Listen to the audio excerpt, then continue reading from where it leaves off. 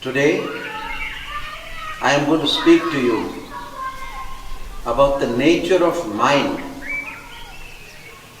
and its transformation, its scientific transformation into spirit. I am going to make an endeavor to tell you how matter is transformed into energy, energy is transformed into mind, mind is transformed into light, and light is transformed into consciousness. The yogic science which India has to offer to the world, especially that of kriyayoga, is based purely on scientific fact and evolution. Now, to begin with, in the science of yoga, we deal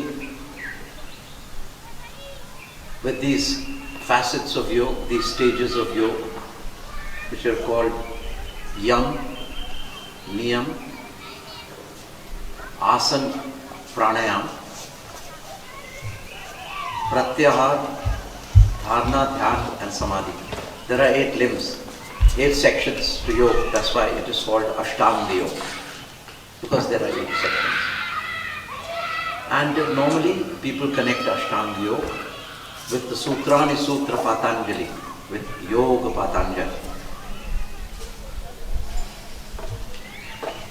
Now, when you begin this scientific process of the self,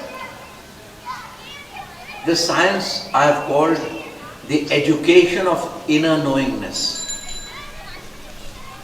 The nature of mind and the science of spirituality is the education of inner knowingness. How you can know yourself better by transforming yourself by gradual degrees to your innermost nature, which is pure awareness.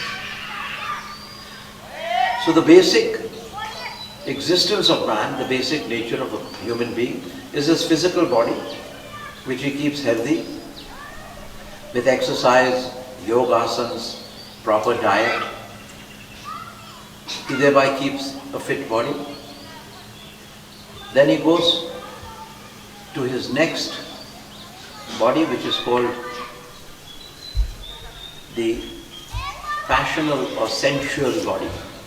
This sensual body is gradually also trained in life, how to live your lifestyle by knowing the proper people, earning a good income, getting a job, marrying the proper person, having a family, where you can sublimate your senses and your passions to a higher degree.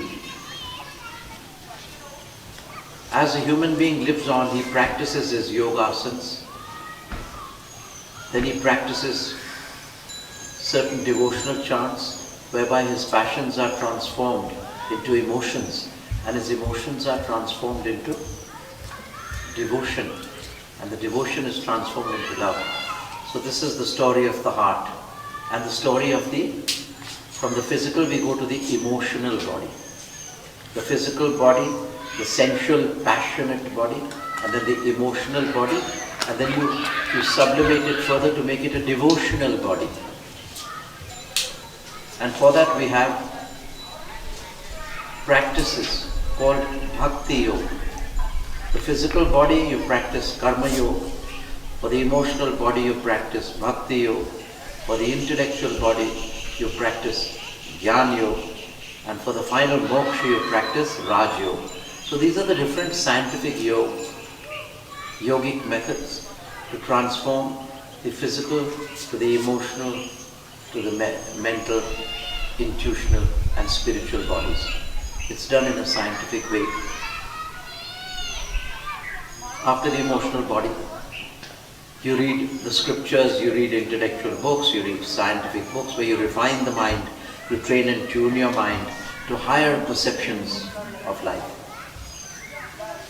And as you assimilate these higher perceptions, your mind becomes more and more refined, till it becomes so refined that it becomes almost merging into a state of awareness. This is the gradual alchemy of total transformation. Yoga is the alchemy of total transformation. Of course, the first basic yoga is yam, niyam, do's and don'ts. Self-directed austerities, self-directed disciplines. But when you get to the higher yoga, after bhakti yoga, you get into the meditational yoga. This is what I'm going to speak to you about: the nature of mind, the states of samadhi, and the science of spirituality. Now, after you get into a state of bhav samadhi, which you get through devotional practices, through bhakti yoga and bhajans, you further go into a different nature of mind, where you try to study your mind. Now, what is the nature of mind? And what is the nature of mindfulness? The nature of mindfulness is when the mind is focused and trained to tune itself to one object or one person without being distracted by any other object, and your mind is totally filled with one thought, free from the distraction of any other thought. This state of mind, this nature of mind is called mindfulness, which in yogic balance, in yogic science, we call dhyan. The nature of this mind, the composition of this mind is of course molecular. It is a molecular mind. It is well trained and well tuned and flows in one thought, one train of thought in one direction. And when this mind effortlessly flows upon one thought, say it's the thought of an apple tree, and it thinks of nothing but an apple tree, or it's a thought of the form of Lord Shiva, and it thinks of nothing but Lord Shiva, without any other distraction, then the mind is said to be in meditation, which is called dhyan.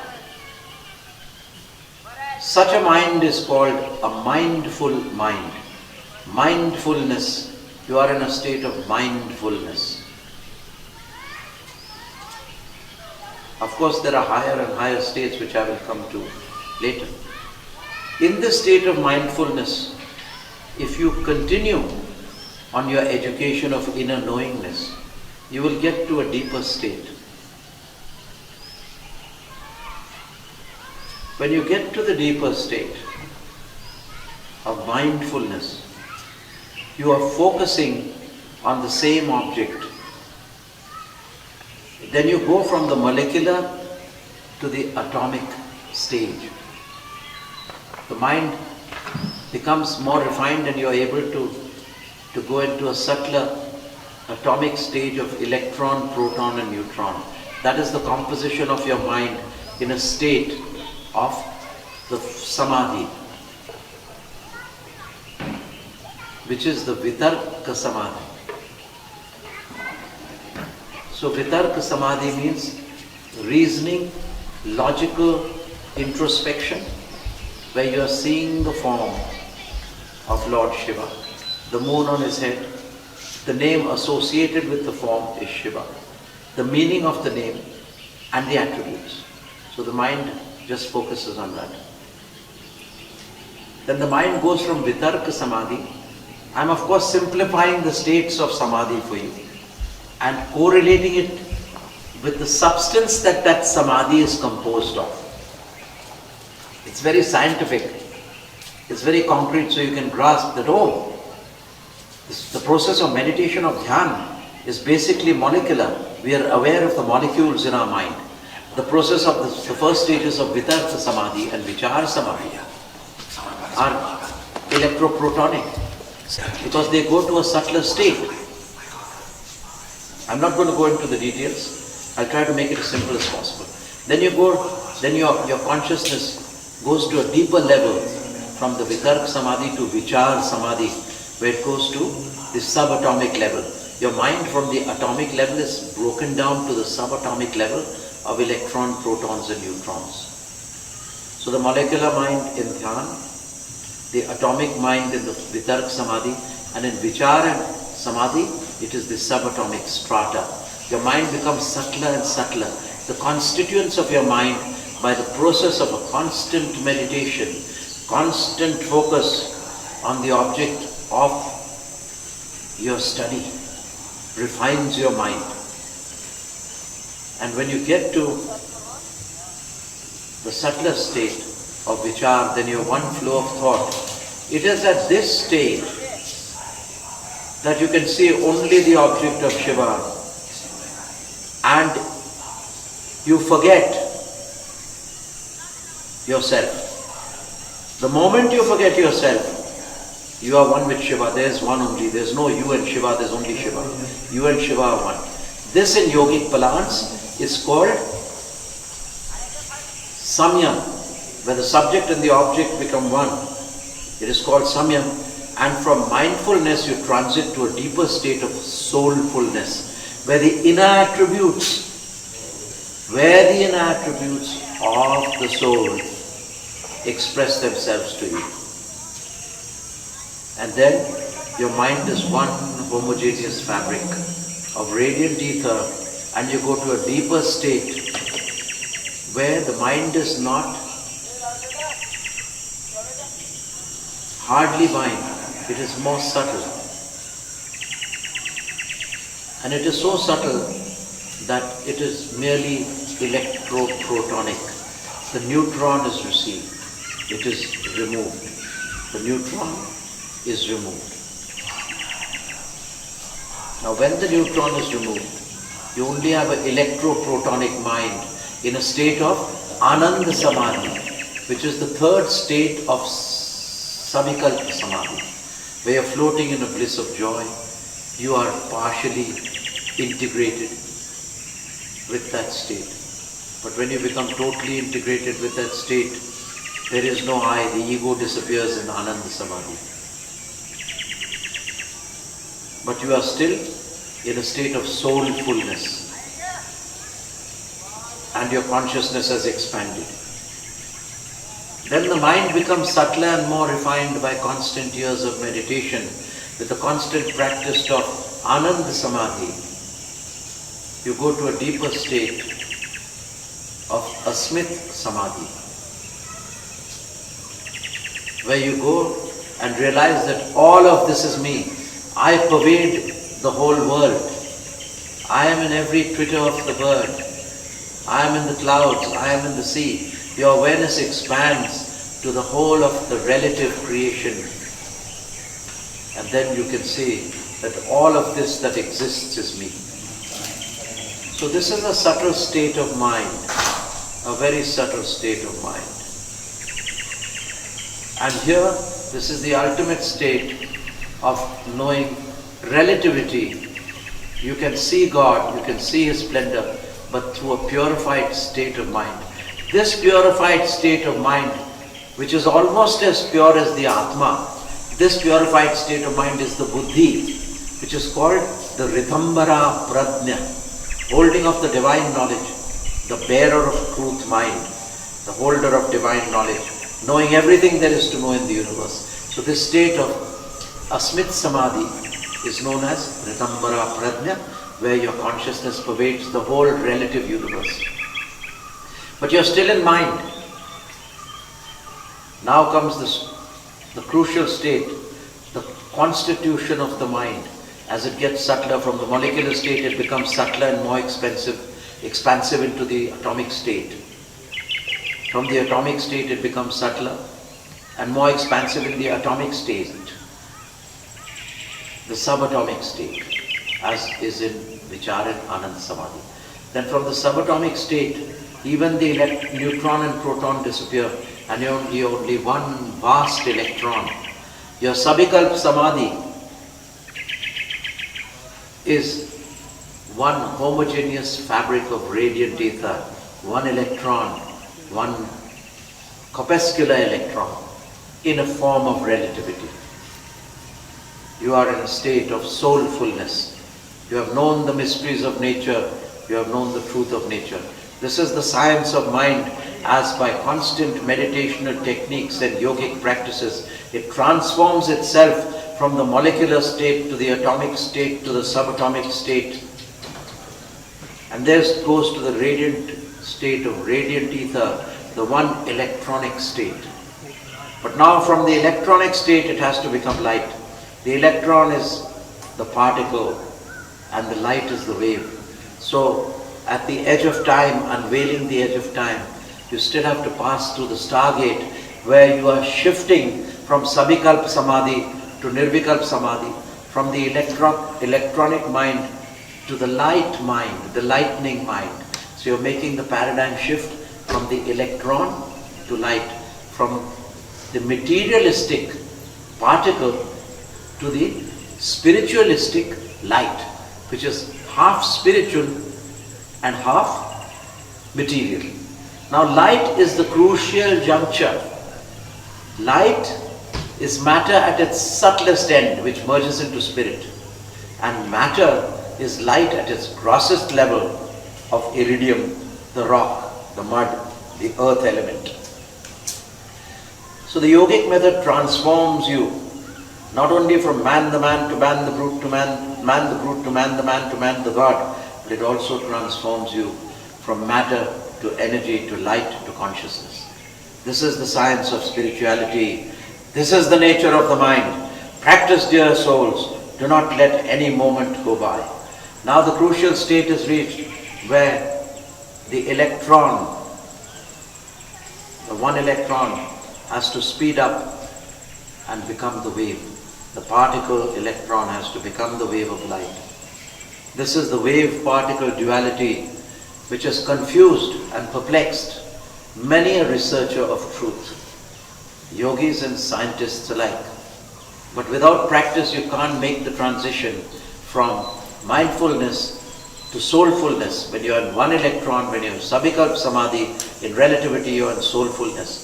And the transition from soulfulness to consciousness is the transition from the particle to light. It's very subtle. Sometimes the wave particle come together. But the world is still confused, the normal world, the scientific world, as to whether this creation is a wave or a particle. So now, in order to do this, there's a catch-22. You have to have no desire, your mind has to be pure. If you try, you're making an effort, it's a desire.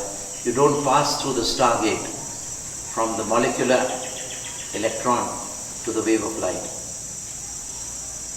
If you try, you're making an effort, so that's a desire. If you don't try, you don't move because you're not making an effort. So you have to wait for gravity, Gurutva Akarshan, the gravity.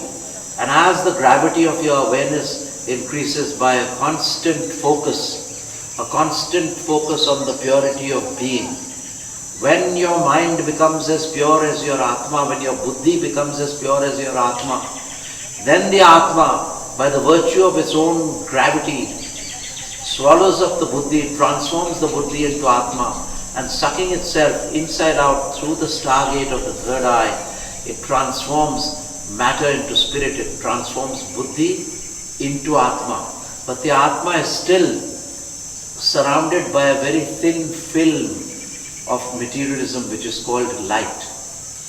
This is very, very important. So you are in a state of enlightenment, but the desires of your past life form this thin film of resistance which prevent you from going into total consciousness. You're in Sabikalpa Samadhi, but you're not in Kaivalya. You're not in the absolute consciousness. But this is the journey of the soul, covered by the nature of the mind. And as the soul works its way inside out, it transforms the mind. As the Atma works its way inside out, it transforms the Buddhi into the Atma itself, and the Atma merges into Paramatma. This is the science of the soul. This is the nature of mind and spirituality. Now even the light is matter at its subtlest, half merged into consciousness and half in matter. Only when you forgo your last desire is complete and fulfilled, then you go into a state of the seedless samadhi, the seedless or the nirbij samadhi. And after seedless and nirbij samadhi, after staying in that moment where the gravity of the earth can be sucked in and gravitated into you, where the space-time continuum will no more be, because then once there is no thought, no light, once there is no light, when you enter the lightless light, time stands still. Light and its causation disappear, and space, time and light become one. They disappear into the great void, into the great Mahankal, into the great beyond time, into pure consciousness. But those who know it tell it not, those who tell it know it not. I am here just pointing to you the way of the science of the mind, the nature of the mind, the scientific nature of the mind and spirituality. So the mind and the spirit, the physical body, the energy, the mind, the light and the consciousness are essentially all one. And the process of the alchemy of transformation, the alchemy of total transformation, this process is called the Gradual, kriyayoga. And with this I conclude. Om. The sound that transforms, because the universe is vibration and Om is vibration. It transforms your subtlest karma, which are your subtlest thoughts of your past life and past world cycles, into pure light and then to consciousness. Om.